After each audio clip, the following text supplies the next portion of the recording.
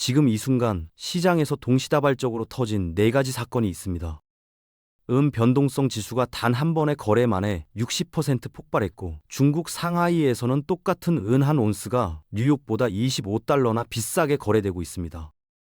그 사이 미국 연준은 밤새 은행들에게 160억 달러를 조용히 집어넣었고, 주요 외신들은 시장을 흔드는 자극적인 헤드라인을 쏟아내고 있죠.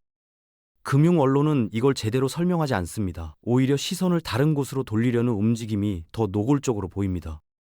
지금 이 순간 2월 27일 실물 인도 통지일이 코앞으로 다가오고 있습니다. 이 점들이 무엇을 가리키는지 지금부터 하나씩 연결해 드리겠습니다. 변동성 지수가 새벽 사이 115를 돌파했습니다. 하루 만에 60%가 뛴 겁니다. 비교해 드릴게요. 해음 가격이 사상 최고가 121달러를 찍었을 때 그때 변동성 지수는 105였습니다. 그런데 지금은 가격이 그때보다 한참 낮은데 지수는 오히려 10포인트나 더 높아요. 변동성이란 건 보통 가격이 극단에 달했을 때 함께 오르는 겁니다. 그런데 지금은 가격은 잠잠한데 변동성만 혼자 폭발했어요. 옵션 시장 트레이더들은 향후 30일 안에 과거 폭락장보다 훨씬 더 폭력적인 움직임이 온다고 베팅하고 있습니다. 금융 언론은 침묵하고 있지만 시장 내부를 들여다보는 전문가들은 이미 펀더멘탈에 근본적인 변화가 생겼다는 걸 감지하고 있거든요. 변동성 지수는 거짓말을 하지 않습니다. 시스템 어딘가에서 균열이 시작됐다는 경고음입니다.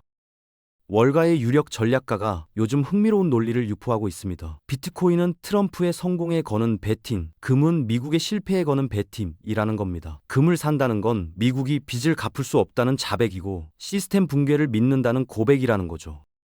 반면 비트코인은 규제 완화와 성장을 믿는 개혁의 상징으로 치켜 세웁니다. 듣기엔 그럴듯하죠. 근데 이 논리 어딘가 이상하지 않으신가요? 올해 수익률 기준으로 금은 비트코인을 포함한 거의 모든 자산을 앞서고 있습니다. 월가가 말하는 패배자 자산이 실제로는 가장 많이 벌어다 준 자산인 겁니다. 결국 이 논리의 진짜 목적은 하나입니다. 시장 자금이 실물 금속으로 흘러가는 걸 막으려는 의도적인 프레임 씌우기입니다. 수익률 좋은 오답을 팔고 있는 셈이죠. 데이터가 아니라 내러티브로 투자자를 움직이려는 전략. 지금 월가에서 정확히 그 일이 벌어지고 있습니다. 그런데 그 전략가 한 가지를 절대 언급하지 않습니다. 바로 이인입니다. 금이냐 비트코인이냐, 이 깔끔한 이분법 속에서 은은 철저히 지워졌습니다. 왜일까요? 은은 이 논리 구도에 끼워 넣을 수가 없기 때문입니다. 금은 화폐 자산, 비트코인은 디지털 자산으로 분류할 수 있지만 은은 그 어떤 칸에도 딱 맞게 들어가질 않아요. 은은 태양광 패널, 반도체, AI 데이터 센터의 핵심 소재입니다. 트럼프가 성공하든 실패하든, 미국 경제가 성장하든 침체하든 기술 문명이 앞으로 나아가는 한 은은 반드시 소비됩니다. 정치적 결과와 무관하게 수요가 보장된 자산이라는 뜻이죠. 화폐성 금속이면서 동시에 산업재라는 이 독보적인 이중성이 월가의 이분법을 완전히 무너뜨립니다. 월가가 은을 언급하지 않는 건 모르기 때문이 아닙니다. 알기 때문에 숨기는 겁니다. 지금 전 세계 은 시장에서 전례 없는 일이 벌어지고 있습니다. 상하이 금 거래소에서 실물 은 한 온스가 99달러에 거래되고 있습니다. 그런데 뉴욕 시장에서는 똑같은 은 한 온스가 74달러입니다. 동일한 금속인데 동양과 서양의 가격이 25달러나 차이 나는 겁니다. 여기서 더 흥미로운 건 중국 내부에서도 실물 가격이 서류상 계약 가격보다 10달러나 높게 형성되어 있다는 점입니다. 실물을 실제로 손에 넣으려면 그만큼 웃돈을 더 얹어야 한다는 뜻이죠. 이게 왜 중요하냐면요. 중국은 전 세계 정제음 공급의 70%를 통제하는 나라입니다. 공급의 핵심을 쥔 나라에서 실물 가격이 20%나 비싸게 형성되어 있다면 뉴욕의 74달러짜리 가격은 과연 진짜일까요? 실물 은의 진짜 가격은 상하이가 말해주고 있습니다. 서구의 종이 시장은 지금 심각하게 현실과 괴리되어 있습니다. 중국이 움직이기 시작했습니다. 2026년부터 은 수출 통제를 도입했고 2027년에는 단 44개 기업에만 수출 허가를 내줬습니다. 이 숫자가 얼마나 충격적인지 아세요? 전 세계 수백 개 기업이 중국산 은을 필요로 하는데 허가받은 곳은 고작 44곳입니다.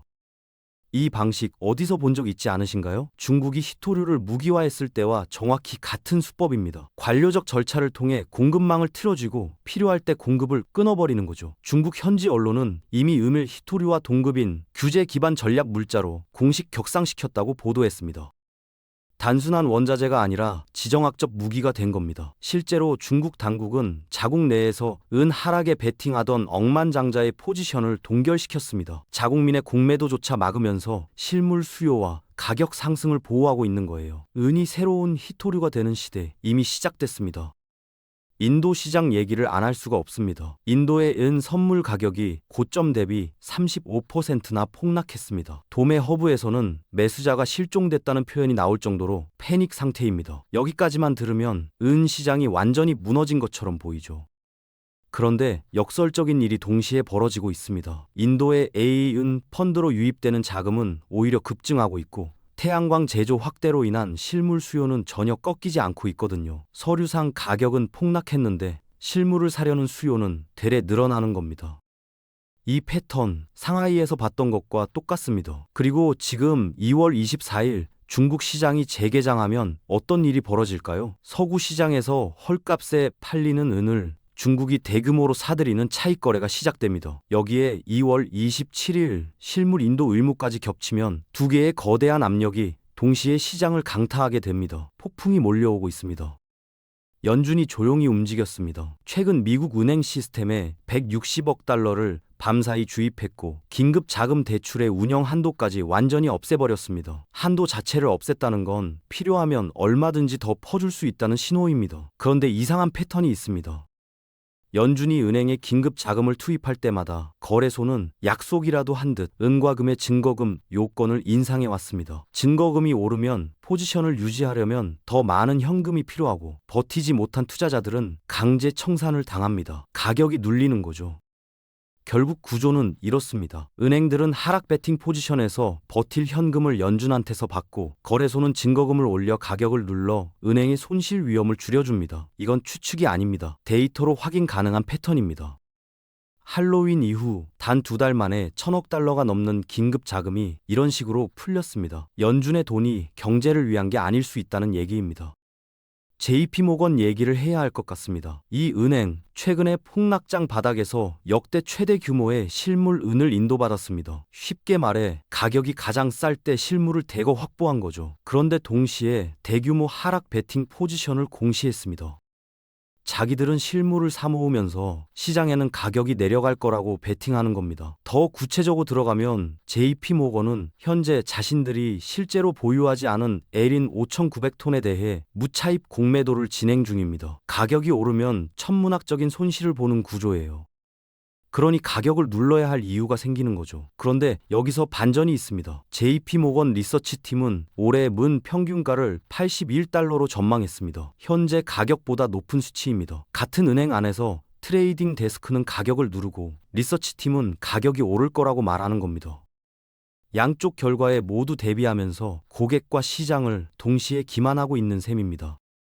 JP모건 얘기를 해야 할 것 같습니다. 이 은행 최근에 폭락장 바닥에서 역대 최대 규모의 실물은을 인도받았습니다. 쉽게 말해 가격이 가장 쌀 때 실물을 대거 확보한 거죠. 그런데 동시에 대규모 하락 베팅 포지션을 공시했습니다. 자기들은 실물을 사모으면서 시장에는 가격이 내려갈 거라고 베팅하는 겁니다. 더 구체적으로 들어가면 JP모건은 현재 자신들이 실제로 보유하지 않은 N5,900톤에 대해 무차입 공매도를 진행 중입니다. 가격이 오르면 천문학적인 손실을 보는 구조예요. 그러니 가격을 눌러야 할 이유가 생기는 거죠. 그런데 여기서 반전이 있습니다. JP모건 리서치팀은 올해해 AM 평균가를 81달러로 전망했습니다. 현재 가격보다 높은 수치입니다. 같은 은행 안에서 트레이딩 데스크는 가격을 누르고 리서치팀은 가격이 오를 거라고 말하는 겁니다. 양쪽 결과에 모두 대비하면서 고객과 시장을 동시에 기만하고 있는 셈입니다. 오후 1대2일 지금 시장이 보내는 신호들을 정리해 보겠습니다. 변동성 지수 115, 상하이 실물 가격 99달러, 뉴욕 서류 가격 74달러. 이 숫자들이 동시에 가리키는 건 하나입니다. 현재 가격은 허구라는 겁니다. 그리고 2월 27일 실물 인도 통지일이 코앞입니다. 3월 인도월을 앞두고 창고 재고 대비 4배가 넘는 계약 물량이 쌓여 있습니다. 쉽게 말하면 실제로 존재하는 은보다 넘겨줘야 할 은이 4배나 많다는 뜻입니다. 역사적인 스퀴즈가 발생할 수 있는 조건이 완벽하게 갖춰진 겁니다. 연준의 긴급 수혈도, 월가의 여론 관리도 은을 물리적으로 만들어낼 수는 없습니다. 달러는 찍어낼 수 있지만 은은 찍어낼 수 없거든요. 지금 투자자에게 필요한 건 블룸버그 헤드라인이 아닙니다. 상하이 실물 가격, 중국 수출 통제, 연준 긴급 자금 흐름, 이 흩어진 점들을 연결하는 냉정한 데이터 분석입니다. 시장의 잡음에 흔들리지 마세요. 결국 이 싸움의 본질은 단순합니다. 무한히 찍어낼 수 있는 종이와 절대 찍어낼 수 없는 실물의 싸움입니다. 6년 연속 공급 부족인 은은 달러처럼 인쇄기로 만들어지지 않습니다. 서류상 가격이 아무리 조작되더라도 실물 시장의 진실은 반드시 수면 위로 올라오게 되어 있습니다. 상하이가 99달러를 말하고 변동성 지수가 115를 가리키는 지금 시장은 이미 답을 알고 있습니다. 시장의 잡음에 흔들리지 말고 데이터가 가리키는 방향을 따라 실물 자산을 차곡차곡 모아가는 전략이 필요한 시점입니다.